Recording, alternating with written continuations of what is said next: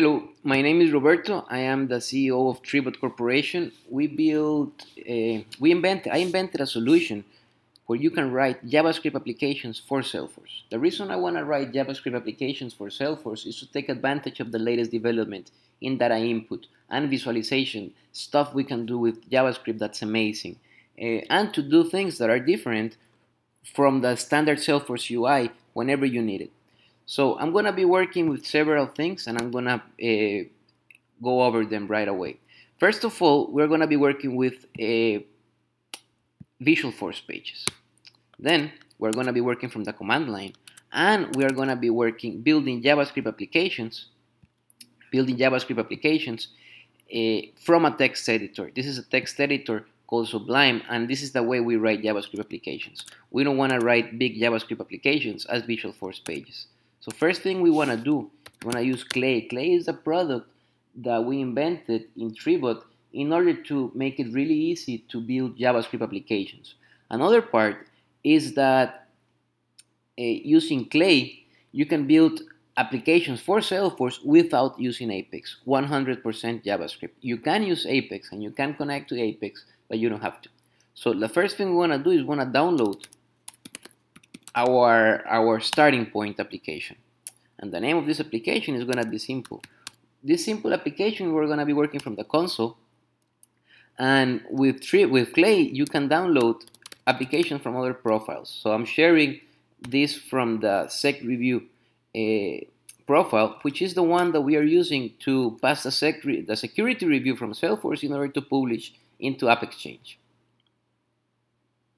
So here I'm downloading the code that I'm going to need. And as you can see, I'm going to go to the text editor. Now I have a new folder called Simple. And basically, this is the whole application that I need. The only thing I'm going to show you here is that I have a layout, an HTML that is gonna show when I put this on Salesforce. The second thing I want to do is I want to actually develop this inside of Salesforce. So this is something really neat that we're gonna do. Let me show you. We're gonna start my local development server, and I'm gonna say, all right, I also need to create a Visualforce page and get everything ready so that I can work. So this is gonna do with the app option, and I want to put the simple there. I'm gonna need my Salesforce password, because what's gonna happen here is I'm gonna start my local development server and then I'm gonna create a Visualforce page with everything I need to start developing. Really simple. Okay, it's done. It's gonna give me a link so that I can go to, but I'm gonna show you here how I created a Visualforce page in development mode.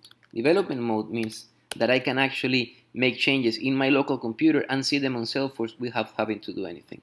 And here is the important thing that I'm going to show you, the text that I'm showing from here. So in order for you to see how this works, I'm going to change the HTML for this and the text. So you can see that just by saving in my local computer and refreshing the page, I'm going to make a change. So that's the way we develop. We can develop full set applications. For the code, this is what's created. That's it. This is all I need in order to develop from my computer, and this is all taken care of by Clay. In this application, what we're going to do is we're not going to be working with styles and text a lot. We're going to be working with data, and I'm going to show you how you can easily work with data in Salesforce. So first thing we need to do is, since we're not going to be using this, everything is going to be running in the console. I'm going to be displaying information here because it's quicker, and we'll focus on data for this time. So the only thing I need to show you, it's a model. JavaScript applications use the pattern. Most of them use the pattern called MVC, Model View Controller. This means that we separate code from different places, and the model is the one that takes care of data. We're going to be seeing model. We're going to be using a dependency that we created called CRUD model. CRUD model basically makes it really easy to work with data in Salesforce. So we are registering an account because this is the type of data that we want to work. We'll have here accounts, we have contacts, opportunities, everything we need. And for this time, we're just going to work with these two fields, name and type. That's all we need to do. Then this is our starting point for our application. This is the only thing that we're going to be working with. So first thing we want to do is we want to use this model. So in order to use this model, in any other file, because we can separate with Clay using CommonJS technology and several open source technologies that run in the back. You don't have to worry. You can separate your JavaScript code in different files and actually start building maintainable and proper applications or programs. So this is the way CommonJS works, and all I need to do is require using our path. Right? Use my model. Then I can use the model API. So the model API works like this. It's really simple. Let's query the data, and let's write the query string here. Okay, something else is that this uses Visualforce remoting. Visualforce remoting uses Ajax. Ajax is going to go to Salesforce. It won't use an API call. This is really neat. It's going to go to Salesforce, get the data that I'm asking for, and this is going to take a couple of milliseconds. So I cannot access the data right away in a linear way. I have to wait for it to come back. In order to do this, I register an event on the account model, and this bint is the way to do it. And the name of the event is anytime new data comes in. Because I requested it, it's going to fire the refresh event. So when event fires, I'm going to call this function. What I'm going to do is I'm going to work in the console again, and now I'm going to do again use the API to show all the accounts in the console. Okay, so I made this change. Let's go with these few lines of code. Let's go back to our app, refresh. Let's see what happens. Okay, amazing. I got, and this is inside my JavaScript, so I can put it on the screen. I can do anything I want with it. And here it is. Here are all my accounts. You see, name and type. Okay, great. So let's see. Let's say I want to update one of those accounts. And of course, you can filter them by name, by ID, by type, everything you need to do. But also, there is and the part of the model API, we can just get the first account just to make it really easy. So let's register that. Let's change the type.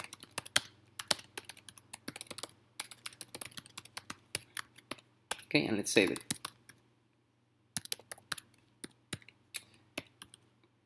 We can also say, okay, when this works, I want to fire another function. And this is going to be the done. This is the way you do it.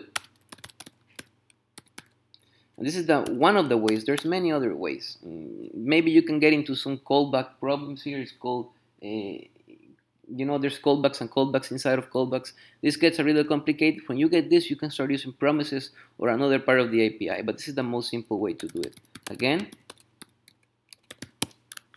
let's just log this to the console. See what happens. Okay, refresh the page.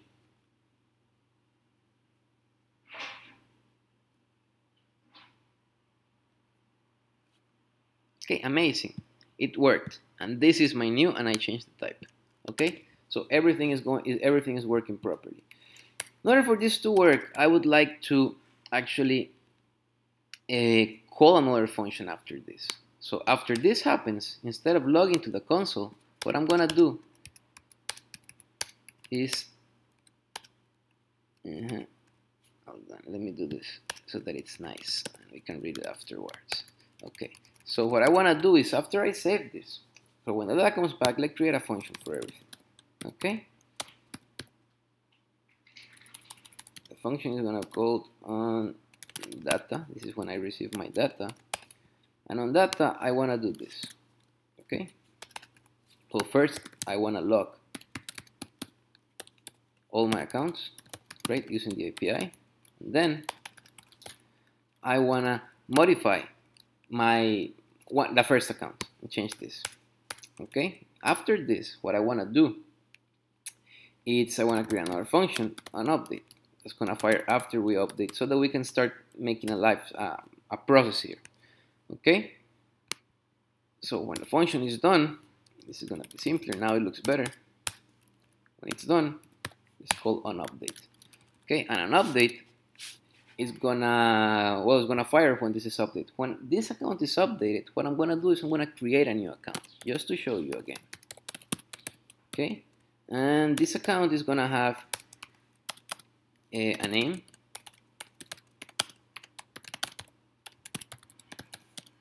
and I'm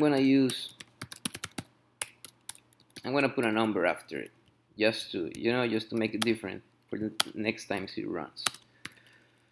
Okay, so 100 there, so that we can have 2 digits, and there we go. Also, after this, after putting what we want to do, is again we can create a done function, a done callback, and create a function. Actually, let's do this.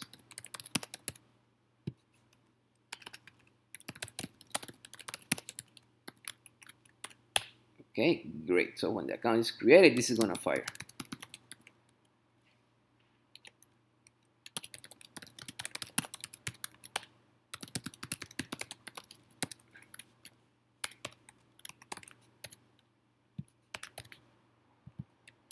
Some more information here, and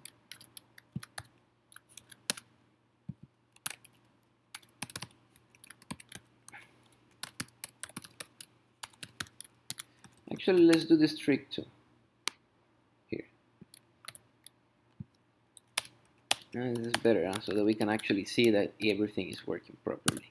Okay, other type, we're changing the type, we're creating an account, so each run we're gonna get more data, right? Oh, and here I forgot. This is the function we want to call when the function we want to call when we get the data back. So again, let's do it. I'm querying. When the query executes, I'm calling the refresh event. The refresh event is saying, so when it's done, I'm glad I checked. When this happens, call this function. This function is gonna log all our accounts and modify the first one and put a random number on type.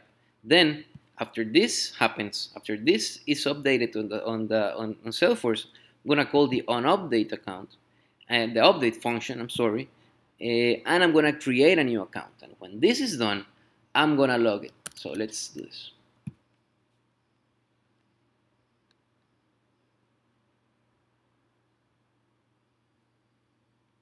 So there we go. Query executed, account updated, and account created. Everything is working properly. You can see this is a new account. We got the ID already. We don't have to worry about that. And we got the name. We can actually put the type too.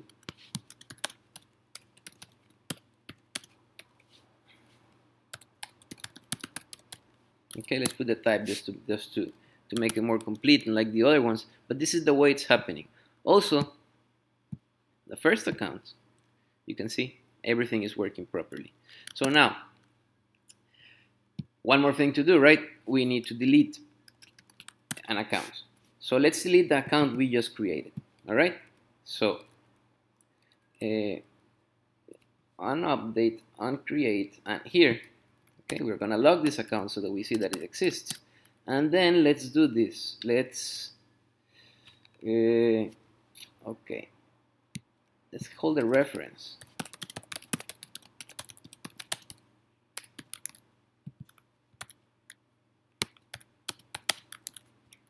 Okay, and with this reference, easy. No, it's not. You cannot use that command in JavaScript. It's a reserved word. And again, I'm done. Let's call it.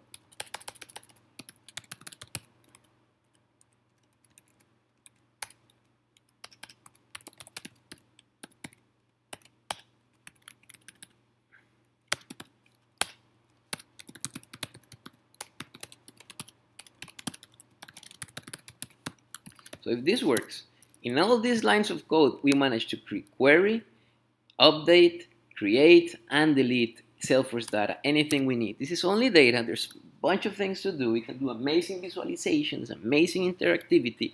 But again, the most important thing is for us to be able to get the data from Salesforce and use it in a very simple way in JavaScript. Because if we need to be thinking about URLs, if we need to be thinking about how to get the data, how to save it, it's so complicated, we are not going to be making amazing JavaScript applications. This is the only way we can do it. We need to really have an easy way to access data from Salesforce. And then an easy way to make changes in Salesforce. So let's see if this works.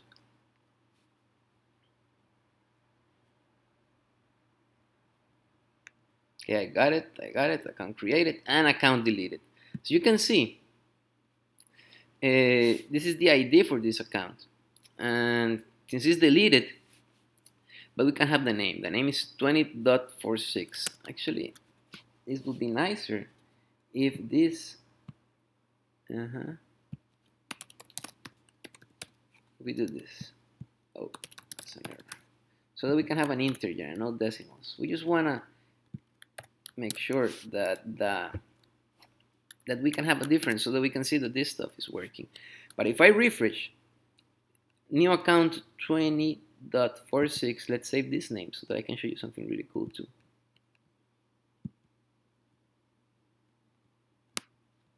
Okay, this name is not gonna exist because it's deleted, right?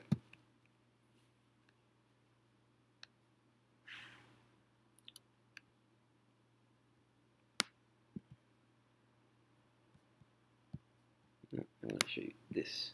Okay, so we have the same number of accounts from the beginning. The first one, we're gonna have a different type. This is always gonna change, and see, I removed the decimals, and it is not there. Remember, I saved it just so you know.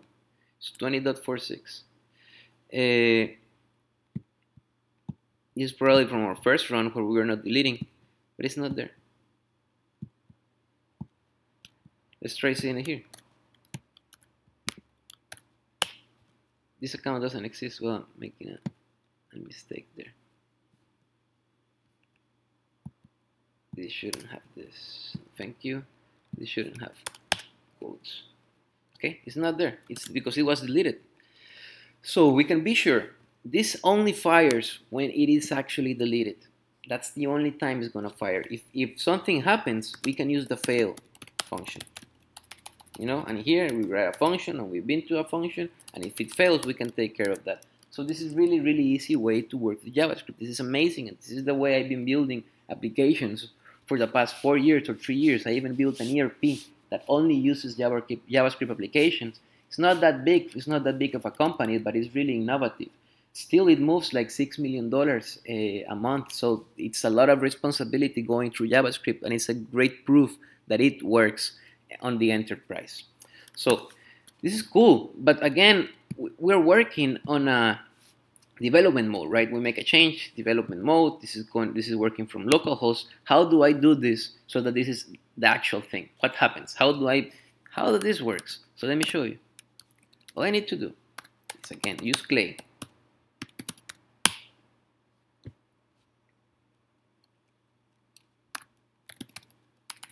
The name of the application I want to upload is simple, and I need my password because again, when I'm recreating another Visualforce application. Next time I want to run my server, next time I want to work, I don't have to worry about that. Only start the server because the application is already here. Simple def is already here. What this is going to do, this is going to upload into the Tribot cloud the application. It runs on HTTP, it's just the app, no data, no problem. And then we use it from Salesforce. So the app is uploaded to the Tribot cloud. And we got a link again. As you can see, the link is a little different because here we got the _dev. So the new link doesn't have the _dev. We refresh the Visualforce pages, you'll see that we have a new Visualforce page called Simple and the Visualforce page. Alright, again, remember we were using the console, we were not showing anything, but again, it's working. And you can see, this is now on a CDN running on HTTPS, and this is getting the app from there. The app, it's a static application, you download it, there is no connection to any other servers, basically you're just downloading the JavaScript and using the JavaScript inside your organization. Data doesn't go anywhere, it stays inside of Salesforce. But you can work with it in a really, really simple way. This is an amazing invention, and I hope you can get to use it.